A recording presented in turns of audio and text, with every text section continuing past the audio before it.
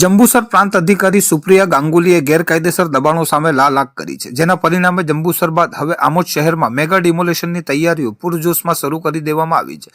જંબુસરમાં સતત 4 દિવસ ચાલેલી સઘન ઝુંબેશ બાદ હવે આમોદ શહેરના મુખ્ય માર્ગોને ખુલ્લા કરવા માટે તંત્ર એક્શન મોડમાં આવ્યું છે. આમોદ નગરપાલિકાના મુખ્ય અધિકારી પંકજ નાયકે આ મામલે કડક વલણ અપનાવતા તમામ દબાણખોરો અને લારી ગલ્લા ધારકોને તારીખ 3/2/2026 સુધીનું અલ્ટિમેટમ આપ્યું છે. તંત્ર દ્વારા સ્પષ્ટ સૂચના આપવામાં આવી છે કે નિર્ધારિત સમય મર્યાદામાં જો દબાણો સ્વેચ્છાએ હટાવવામાં નહીં આવે તો કોઈપણ પ્રકારની બાંધછોડ વગર સીધી કાર્યવાહી કરી બુલડોઝર ફેરવી દેવામાં આવશે.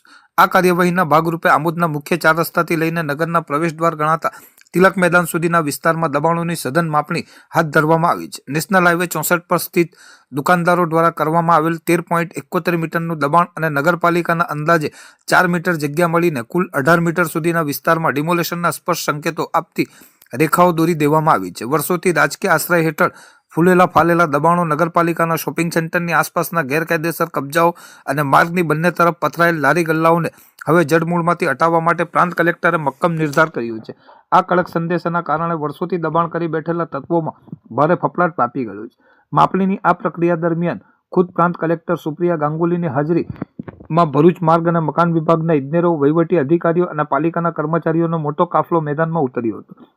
કોઈપણ અનિચ્છનીય બનાવ કે ઘર્ષણ ટાળવા માટે આમોદ પોલીસ ઇન્સ્પેક્ટર આર.બી. કરમાટિયાના નેતૃત્વમાં ચુસ્ત પોલીસ બંદોબસ્ત ગોઠવવામાં આવ્યો હતો.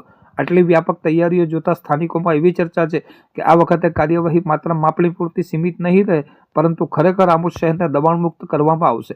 આગામી દિવસોમાં આમોદના માર્ગો પર બુલડોઝરની ગર્જના ગુંજશે તે લગભગ નિશ્ચિત જણાઈ રહ્યું છે.